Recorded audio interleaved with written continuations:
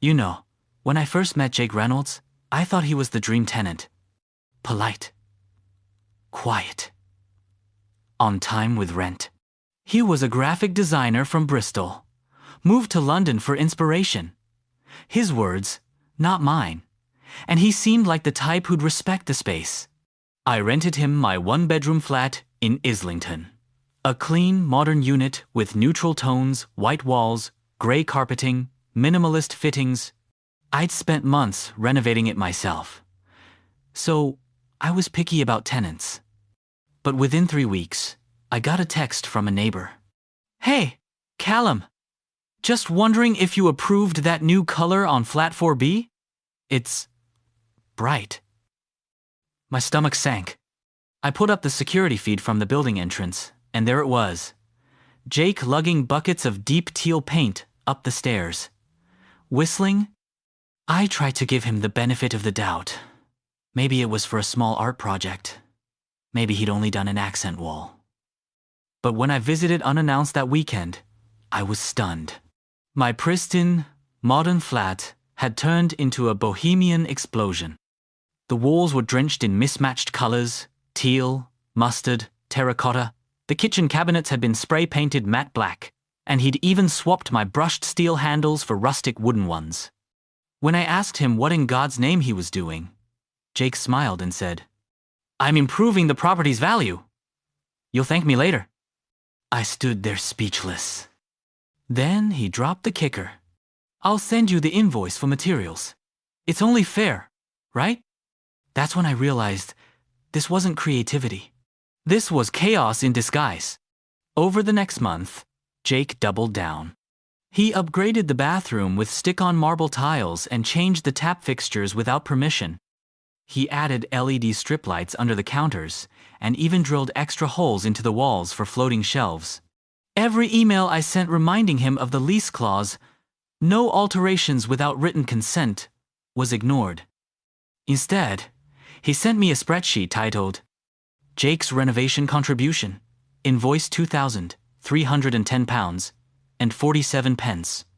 When I refused to pay, he started acting smug, almost daring me to take him to court. "Any judge would side with me," he said. "I improved your flat." The audacity was unreal. And that's when he started bragging to neighbors that he was going to get free rent because I owed him. That's when I decided, if he wanted to play designer, I'd let him, but on my terms.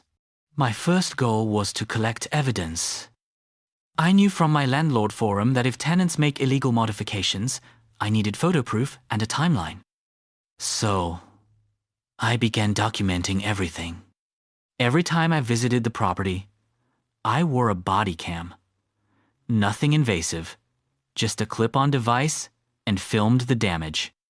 I also emailed him a routine inspection notice every 2 weeks to keep a record trail. But then came my breakthrough moment. One of the neighbors told me Jake had started a YouTube channel about budget interior transformations. When I checked, there it was, Jake, Reno Diaries. Hundreds of followers, dozens of videos, and one titled, "Turning My Boring Rental into a Designer Paradise Without Landlord Permission?" He was filming himself breaking the lease and proudly broadcasting it. That video became my smoking gun. Every illegal change was right there in HD. I screen recorded everything, time-stamped it, and backed it up in cloud storage. That night, as I sat watching him give a house tour with smug confidence, I whispered to myself, "All right, Jake, let's see how you handle your own renovation." 2 weeks later, I sent him a polite email.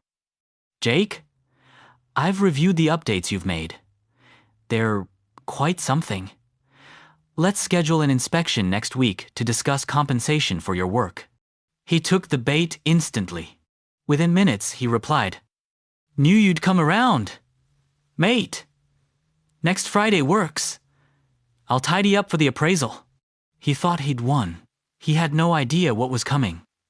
Behind the scenes, I hired a licensed contractor to conduct a mock inspection complete with clipboards, reflective vests, and official-looking ID tags.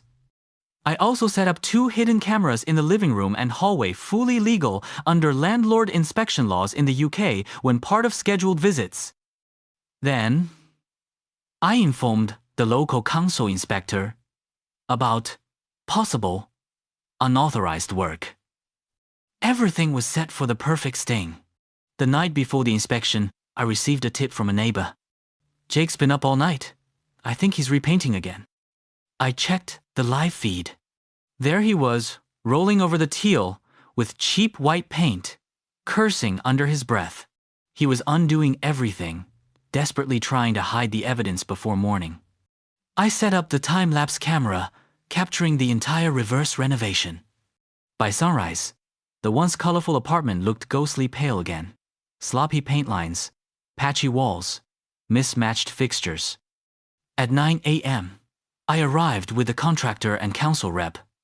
Jake greeted us with fake confidence, sweat still on his forehead. "I'm glad you're finally seeing how much I've improved this place," he said. The contractor took one look around and raised an eyebrow. "You call this an improvement?" When the council rep noticed the extra drill holes, missing fixtures, and shoddy plaster, Jake's smile started to fade. Then I pulled out my laptop and played the time-lapse footage, him repainting the walls at 3 a.m. Panicking, the room fell silent. Jake stammered, but I followed with clips from his YouTube channel. The council officer looked up from his notes and said, "You'll be receiving a notice for unauthorized modifications and property damage. The landlord owes you nothing." Jake turned white. Within a week, Jake had packed up and moved out. He left behind a sarcastic note on the counter. "Hope you enjoy your boring white walls." I smiled because he didn't realize that his own videos were still live online. I sent them to the local tenants board and attached a note explaining his behavior.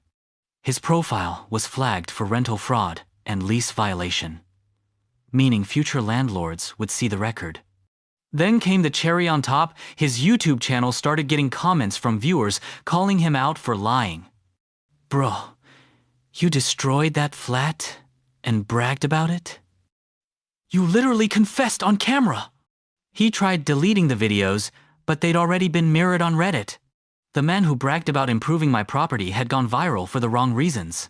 When I repainted and repaired the unit, I filmed the process and uploaded it to my own channel titled Landlord vs. DIY Tenant, The Real Story. It wasn't malicious, just factual, with time-lapse proof of every step. Within a week, it had over 1.2 million views. Viewers flooded the comments with support. Finally, a landlord with receipts.